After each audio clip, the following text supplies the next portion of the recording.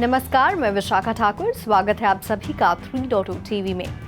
पिछले 24 घंटों के दौरान प्रमुख वर्चुअल डिजिटल एसेट्स की कीमतों में और गिरावट आई है, क्योंकि इन्वेस्टर्स ने रिस्की एसेट से दूर रहना पसंद किया है। बिटकॉइन दुनिया की सबसे वैल्यूएबल क्रिप्टो करेंसी $26,000 के मार्क तक पहुंचने में कामयाब रही, जो गिरती इक्विटी के सामने मार्केट की अंडरलाइंग स्ट्रेंथ का संकेत देती है। हाल ही में ये पिछले 24 घंटों में 1.23% की गिरावट के साथ $26,241.57 पर पहुंच गया। इथेरियम मार्केट वैल्यू में दूसरा सबसे बड़ा क्रिप्टो 0.79% कम $1,579.92 पर ट्रेड कर रहा था। एनालिस्ट का मानना है कि इस महीने स्टॉक मार्केट्स में खराब प्रदर्शन के बावजूद बीटीसी की कीमत में बढ़ोतरी बहुत ही प्रभावशाली रही है। S&P 500 शुक्रवार को जून के बाद सबसे निचले स्तर पर ट्रेड कर रहा था, जबकि बिटकॉइन में अभी भी सितंबर के निचले स्तर $25,000 से ऊपर कुछ राहत की गुंजाइश है। दिलचस्प बात यहाँ ये है कि एनालिस्ट ने बीटीसी या यूएसडी के बीच जीरो कोरिलेशन को सबसे बड़ी क्रिप्टो करेंसी की स्थिरता बनाए रखने का प्रमुख कारण बताया है। हाल ही में डॉलर इंडेक्स के साथ बीटीसी का कोरिलेशन 0 पर पहुंच गया, जिसका अर्थ है कि उनके बीच कोई संबंध नहीं है। पिछले 24 घंटों में ग्लोबल क्रिप्टो मार्केट कैप 1.38% गिरकर $1.04 ट्रिलियन हो गया। दूसरी ओर टोटल क्रिप्टो मार्केट का वॉल्यूम 17.59% बढ़कर $18.86 बिलियन हो गया। डीफाई का टोटल वॉल्यूम वर्तमान में $1.92 बिलियन है और सभी स्टेबल कॉइन्स का वॉल्यूम $16.96 बिलियन, जो कि टोटल क्रिप्टो मार्केट के 24 घंटे की वॉल्यूम का क्रमशः 10.17% और 89.91% का प्रतिनिधित्व करता है। बिटकॉइन का डोमिनेंस 0.13% कम होकर 49% हो गया। IC15 इंडेक्स टॉप 15 टोकन का बैरोमीटर 1.60% गिरकर 33,671.11 पर आ गया। इस बीच कॉइनबेस अमेरिकी क्रिप्टो एक्सचेंज, जो अपने देश में नियामक कार्रवाई के बीच वैश्विक स्तर पर विस्तार करना चाहता है, ने हाल ही में FTX यूरोप को खरीदने पर विचार किया है। फॉर्च्यून ने ऐसा बताया। 21 सितंबर को लीनियर फाइनेंस पर एक हमले का अनुभव हुआ, जिससे पैनकेकस्वैप और एसेंडेक्स पर सभी LUSD लिक्विडिटी ड्रेन हो गई। अटैकर ने LAAVE का अनलिमिटेड सप्लाई किया, इससे लीनियर एक्सचेंज पर LUSD में ट्रेड किया और पैनकेकस्वैप और एसेंडेक्स डिसेंट्रलाइज्ड एक्सचेंजेस पर टोकन भी बेचे। लीनियर टीम ने डीफाई प्रोटोकॉल पर सभी स्मार्ट कॉन्ट्रैक्ट्स और ब्रिजेस को रोक दिया है और इनिशियल अलर्ट के बाद से प्रोटोकॉल के X फीड पर कोई अपडेट नहीं किया गया है। उन्होंने अटैकर्स पर नजर रखने और प्रमुख एक्सचेंज और अधिकारियों के साथ वॉलेट साझा करने के लिए एक इंडस्ट्री लीडिंग टीम को नियुक्त किया है। जब तक समस्या पूरी तरह से हल नहीं हो जाती, प्रोटोकॉल को रिस्टोर करना और यूजर्स के लिए आगे की डैमेज को रोकना उनकी टॉप प्रायोरिटी होगी। डीफाई लामा के अनुसार लीनियर फाइनेंस का टोटल वैल्यू लॉक्ड $8 मिलियन है और ऐसा प्रतीत होता है कि डीफाई एक्सप्लॉइट के कारण इसमें कोई कमी नहीं आई है। इथेरियम और ऑप्टिमिज्म के OP स्टैक पर निर्मित कॉइनबेस के लेयर 2 ब्लॉकचेन में पिछले 41 डेज में उल्लेखनीय वृद्धि देखी गई है, जिससे इसका टोटल वैल्यू लॉक्ड $175 मिलियन से बढ़कर $370 मिलियन हो गया है। DeFiLlama.com के स्टैटिस्टिक्स के अनुसार ये नेटवर्क द्वारा TVL के मामले में 9वां सबसे बड़ा ब्लॉकचेन बनाता है, जो सोलाना के $310.43 मिलियन के TVL को पीछे छोड़ देता है। बेस $38.14 बिलियन TVL के लगभग 0.96% लॉक्ड मूल्य के साथ डिसेंट्रलाइज्ड फाइनेंस इकोसिस्टम पर हावी है, जो क्रोनोस, कावा, DeFi chain, bitcoin, fusion, pulse chain और कार्डानो जैसे अन्य डिसेंट्रलाइज्ड फाइनेंस टोकन से आगे है। बेस L2 ने अपने लॉन्च के बाद से $426.81 मिलियन की कमाई की है, जिसमें कि 143,467 ईथर का योगदान 54.4% या $232.19 मिलियन है। लगभग 1.15 मिलियन USDC स्टेबल कॉइन्स को ब्रिज कर दिया गया है, जो बेस में मूव किए गए 27.2% एसेट्स के लिए जिम्मेदार है। 25,276 CBETH कॉइनबेस का wrapped ether derivative token bridge किए गए टोटल वैल्यू का 10% दर्शाता है। ब्रिज की गई अन्य क्रिप्टो करेंसी में डाई, कर्व USD, थेल्स और कर्व शामिल हैं। बेस L2 में 123 प्रोटोकॉल और 61,319 एक्टिव यूजर्स भी हैं। प्रमुख ऑल्ट कॉइन इथेरियम जो वर्तमान में एक बेयर मार्केट का अनुभव कर रहा है, हाल ही में BTC के मुकाबले एक नए निचले स्तर पर पहुंच गया है। हाल की ट्रेडिंग व्यू डेटा के अनुसार ETH या BTC ट्रेडिंग जोड़ी कथित तौर पर 0.059 BTC के निचले स्तर तक गिर गई है, जो दिसंबर 2021 में 0.088 BTC के अपने उच्चतम स्तर से तेज गिरावट है।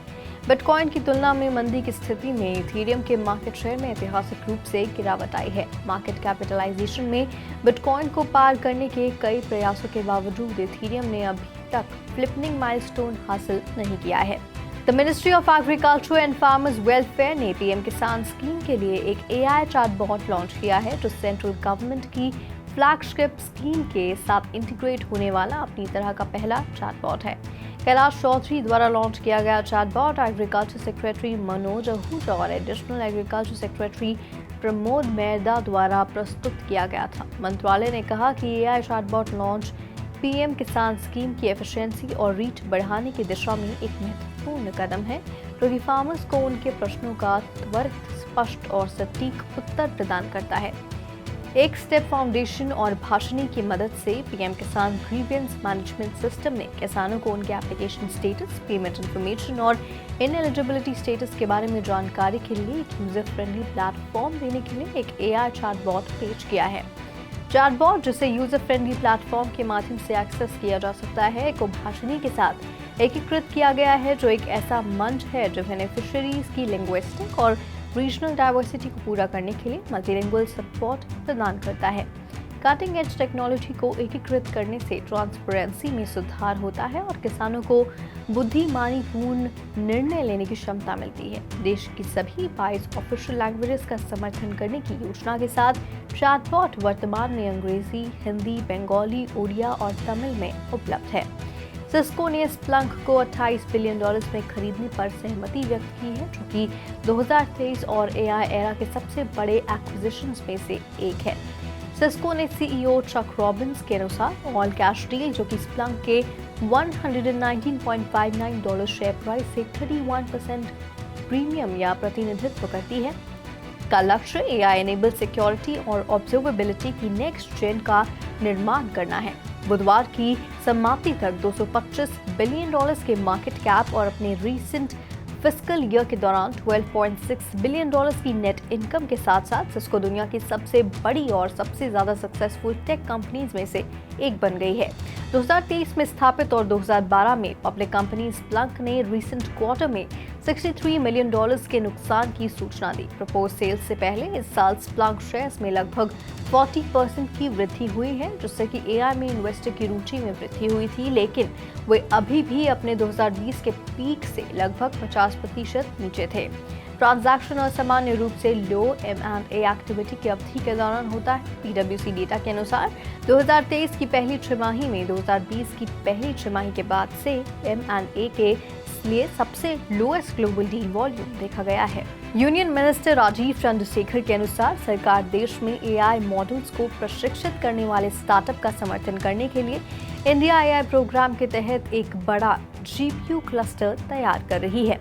इमेज और वीडियो प्रोसेसिंग के लिए न्यूरल नेटवर्क को प्रशिक्षित करने के लिए एक GPU क्लस्टर प्रत्येक नोड पर GPU वाले कंप्यूटर्स का एक कलेक्शन है। सरकार AI एप्लीकेशन के लिए चिप डिजाइन करने में, डोमेस्टिक इंटेलेक्चुअल प्रॉपर्टी विकसित करने में स्टार्टअप और फॉरेन कंपनीज का समर्थन करने के लिए 1100 से लेकर 1200 करोड़ रुपए की डिजाइन लिंक्ड इंसेंटिव स्कीम की पेशकश कर रही है। दिल्ली में बोलते हुए चंद्रशेखर ने इस बात पर जोर दिया कि गुजरात के सानंद में सेमीकंडक्टर पैकेजिंग और असेंबलिंग प्लांट की आधारशिला अन्य चिप कंपनियों और इन्वेस्टर्स को संकेत देगी कि Bharat global electronics value chain में अधिक गंभीरता से शामिल है। सरकार डेटा प्रोटेक्शन बोर्ड को भी अधिसूचित करेगी और 1 महीने में DPDP एक्ट रूल्स जारी भी करेगी। OpenSea, एक पॉपुलर NFT ट्रेडिंग प्लेटफॉर्म, ने थर्ड पार्टी वेंडर से जुड़ी एक सिक्योरिटी इंसिडेंट के बाद अपने यूजर्स को उनकी API कीज की सुरक्षा के बारे में चेतावनी जारी की है। इस इंसिडेंट ने इसके 6.8% यूजर्स को प्रभावित किया, जिससे कि हैकर्स को कस्टमर को प्लेटफॉर्म तक एक्सेस प्रदान करने के लिए उपयोग किए जाने वाले अकाउंट के एडमिन राइट्स तक पहुंचने की अनुमति मिल गई। एक प्रमुख ब्लॉकचेन डेटा एनालिटिक्स कंपनी नैंसन ने भी इस इंसिडेंट की सूचना दी है। Pseudonymous x user matrix BT की एक पोस्ट के अनुसार ओपनसी एक एनएफटी मार्केटप्लेस को कथित तौर पर डेटा सिक्योरिटी ब्रीच द्वारा टारगेट किया गया है। ओपनसी, जो कि फॉर्च्यून 500 और अन्य क्रिप्टोकरेंसी कंपनियों के लिए डेटा का प्रबंधन करता है, ने यूजर्स को एक ईमेल भेजकर चेतावनी दी है कि उनके वेंडर्स में से एक द्वारा अनुभव की गई सिक्योरिटी इंसिडेंट के कारण उनकी एपीआई की से संबंधित जानकारी उजागर हो सकती है। ओपनसी एक एनएफटी प्लेटफॉर्म ने एक ईमेल जारी कर यूजर्स से अपनी एक्सिस्टिंग कीज को न्यूली जनरेटेड एपीआई की से बदलने का आग्रह किया है। करंट कीज 2 अक्टूबर 2023 को एक्सपायर हो जाएंगी और नई एपीआई कीज में पुराने के समान परमिशंस और रेट लिमिट्स होंगी। प्लेटफॉर्म ने एलिजिड सिक्योरिटी ब्रीच पर कोई पब्लिक स्टेटमेंट जारी नहीं किया, लेकिन कुछ क्रिप्टो कम्युनिटी मेंबर्स ने इस घटना पर टिप्पणी की है। एनएफटी मार्केटप्लेस डेवलपर्स को आश्वासन करता है कि नई कीज में पुरानी कीज की तरह ही परमिशन और रेट लिमिट्स होंगी। कॉइनबेस ग्लोबल ट्रेडिंग स्ट्रैटेजीज में क्रिप्टो डेरिवेटिव के बढ़ते महत्व को उजागर करते हुए एफटीएक्स यूरोप का अधिग्रहण करने पर विचार कर रहा है। 2023 की दूसरी तिमाही में डेरिवेटिव वॉल्यूम स्पॉट वॉल्यूम से 6 गुना अधिक था, जो स्पॉट ट्रेडिंग से एक महत्वपूर्ण बदलाव का संकेत देता है, जो कि सियासत की करंट प्राइस पर केंद्रित है। डेरिवेटिव्स की ओर जो मार्केट में अधिक प्रोमिनेंट हो गए हैं, ये ट्रेंड ग्लोबल ट्रेडिंग में डेरिवेटिव के बढ़ते महत्व को उजागर करती है। एफटीएक्स यूरोप अपने unique perpetual futures crypto derivative के कारण मार्केट में एक प्रमुख खिलाड़ी था। 2021 में एफटीएक्स द्वारा $376 मिलियन में हासिल किया गया सिप्रियट रेगुलेटरी लाइसेंस कंपनी के बैंकरप्सी के बाद भी एक एसेट बना रहा। एफटीएक्स यूरोप को Crypto.com और FTX FTM सहित कई कंटेंडर्स का सामना करना पड़ा। कॉइनबेस, जिसने FTX के बैंकरप्सी के बाद FTX यूरोप में रुचि दिखाई थी, एक्विजिशन पॉसिबिलिटी से पीछे हट गया है। ये कदम कॉइनबेस की स्ट्रैटेजिक एक्विजिशन हिस्ट्री के अनुरूप है, जैसा कि 2022 में फेयरएक्स के उनके पिछले एक्विजिशन से पता चलता है। कॉइनबेस लगातार अपने ऑपरेशंस का विस्तार करने और ग्लोबल टीम्स के साथ कोलैबोरेट करने के अवसरों का आकलन कर रहा है। लग्जरी ब्रांड गुची ने मिलान फैशन वीक में अपने रनवे डेब्यू के मेटावर्स रिक्रिएशन का अनावरण किया है, जिसका नाम एनकोरा है। कलेक्शन, जिसका अर्थ है येट या इवन नाउ, को जॉय, पैशन, ह्यूमैनिटी, पीपल और वास्तविक जीवन की कहानी के रूप में वर्णित किया गया है और सभी का वेलकम करते हुए इंक्लूसिव भी है। इटालियन कंपनी केरिंग ने मेटावर्स में इंक्लूसिविटी सुनिश्चित करते हुए मिलान रनवे इवेंट को गेमिंग प्लेटफॉर्म रोब्लॉक्स, ज़ेपेटो और क्यूक्यू पर वर्चुअल एक्सपीरियंसेस में शामिल किया गया है। इवेंट के वर्चुअल वर्जन्स के अलावा वेदर रिलेटेड वेन्यू चेंजेस के बावजूद डिजिटल क्षेत्र में सुचारू रूप से चले। मई 2022 में लॉन्च किए गए रोब्लॉक्स पर गुची टाउन का नाम बदलकर गुची एनकोरा पर कर दिया गया है और ये मिलान के ब्रेरा डिस्ट्रिक्ट में शो के IRL लोकेशन का एक मेटा वर्जन प्रदान करता है। प्लेयर्स फ्लैट आर्टवर्क के साथ बातचीत करते हैं, इमर्सिव क्वेस्ट और सरप्राइज ईस्टर एग्स और सीक्रेट पोर्टल्स जैसे कंटेंट को अनलॉक करते हैं, जिससे कि एक्सपीरियंस एक यूनिक और इमर्सिव एक्सपीरियंस में बदल जाता है। आज के लिए बुलेटिन में फिलहाल इतना ही। ऐसी ही वेब3 से जुड़ी तमाम अपडेट्स के लिए लॉग ऑन कीजिए हमारी वेबसाइट www.3versetv.io पर या फिर स्कैन कीजिए QR कोड।